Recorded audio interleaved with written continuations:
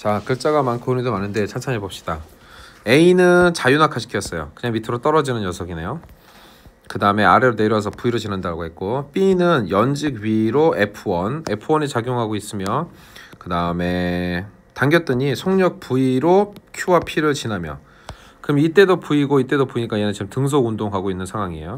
그 다음에 Q는 멈춰있던 녀석한테 F2를 작용해가지고 속력은 0이었는데 나중에는 V가 된 상황입니다. 자, 이 세팅에 대해서 이제 해결을 하라고 하네요. 일단 물리량을 이 높이차를 h를 줄게요. 높이차를 h를 주면은 A라는 케이스는 중력 가속도가 그냥 G로 떨어지는 중이고, 그 다음에 알짜임이 알고 싶으면 mg라고만 쓰면 되고, 또 V에 관한 관계식을 도출하자면은 2GH는 V제곱, 이렇게 해서 V를 결정하게 될 겁니다. 그 다음에 자유물체도라고 해서 물체에다 점 찍고 여기에 작용하는 힘만 표현하는 거, 이걸 자유물체도라고 불러요. 프리 바디 다이어그램. 그러면 아랫방향으로 mg라는 힘 한 개만 있는 중이죠. 이런 식으로 분석을 해볼게요. B 같은 경우에는 처음도 V, 나중도 V, 가속도가 0 이상 합니다. 알짜임이 0이 나와야 돼요. 필요한 관계식은 등장하지 않고요. 자유물체도를 그리자면은 알짜임이 0인 걸 확인을 했으니까 아랫방향으로는 mg가 작용하고 있고 윗방향으로는 지금 F1이 작용하고 있는데 이 두 개의 크기가 같은 거죠. 그래서 관계식을 쓰자면 F1은 그 크기가 mg랑 동일하구나, 이 정도를 얻을 수가 있어요.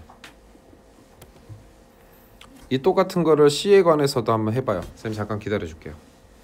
가속도를 쓰며 알짜임을 쓰고 프리바디 다이어그램, 자유물체도를 그려보고 관계식이 있다면 도출해보고.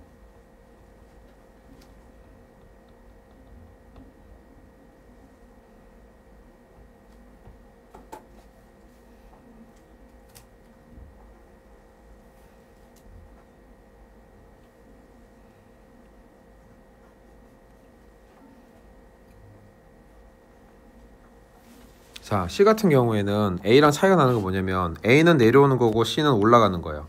근데 A는 속력 0에서 V가 됐고 C는 속력 0에서 V가 됐어요. 처음 거랑 나중 거랑 똑같은 상황이죠, 그죠? 이동거리도 동일하고. 그럼 운동 방향은 다르지만 얘가 가속도 G로 내려오면 얘는 가속도 G로 올라가는 중인 게 맞죠. 올라가는 중인 게. 식으로 표현을 하자면 이 C도 이 가속도는 몰라, 이 A, 그 다음에 나는 구간거리 h를 지나고 있어. 그 다음에 나중 거 빼기 처음 거 하면 v제곱이야. 이렇게 똑같이 나오잖아요.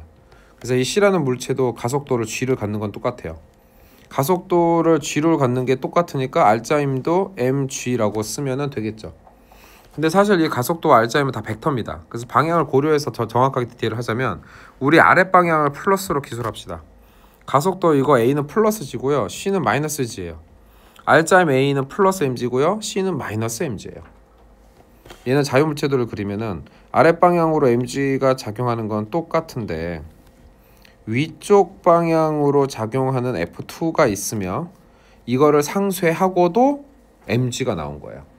그래서 아랫방향으로 한 칸짜리 화살표면은 위쪽 방향으로는 두 칸짜리 화살표라는 얘기죠. 두 칸짜리.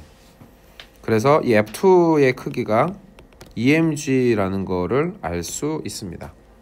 그래서 정리하자면 얘는 혼자 mg 받고 내려와. 얘는 아래로 mg, F1이 mg라서 가속도가 0, 알짜임이 0이야.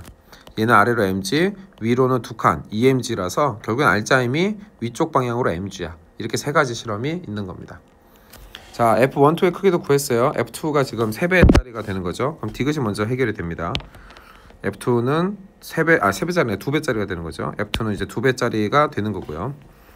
자, A가 PSQ까지 이동하는 동안 중력이 A의 한 일은 이라고 물어보고 있는데, 중력이 한 일, work gravity, 중력이 한 일 자체가 중력 포텐셜 에너지의 변화량이라고 생각해도 되죠. mg 똑같이 mgh가 되는 거니까. 그런데 이게 크기만 다루자라고 얘기를 해둘게요. 그래서 중력의 한 일 밑으로 떨어지면서 양수인 상황이고요. 중력 포텐셜 에너지의 변화는 사실은 마이너스죠. 그냥 밑으로 떨어졌으니까. 그래서 여기다 마이너스를 쓰는 게 맞아요. 사실은 떨어졌으니까. 그리고 물체 입장에서는 이 중력이 알짜미이기 때문에 뭐가 나오게 되냐면은 운동 에너지의 변화가 나오게 되죠. 그래서 외력이 작용하지 않는 상태에서 역학적 에너지가 혼자 보존하는 A의 케이스에는 중력이 한 일이 중력 포텐셜 에너지의 변화량의 크기이자 델타 EP의 크기이자 또 동시에 델타 EK 운동 에너지 증가량의 크기가 되는 게 가능합니다. 그래서 마지막에 속력이 V니까 2분의 mv 제곱이라고 쓰면은 되죠. 다음에 B에서 Q에서 P까지 이동하는 동안 크기가 F1인 힘이, 근데 F1이 크기가 mg라는 거를 이미 알아냈기 때문에 결국엔 그냥 mg가 한 일이라고 물어보는 거예요. 다시 말하면 중력이 한 일이 되는 거죠. 중력이 한 일.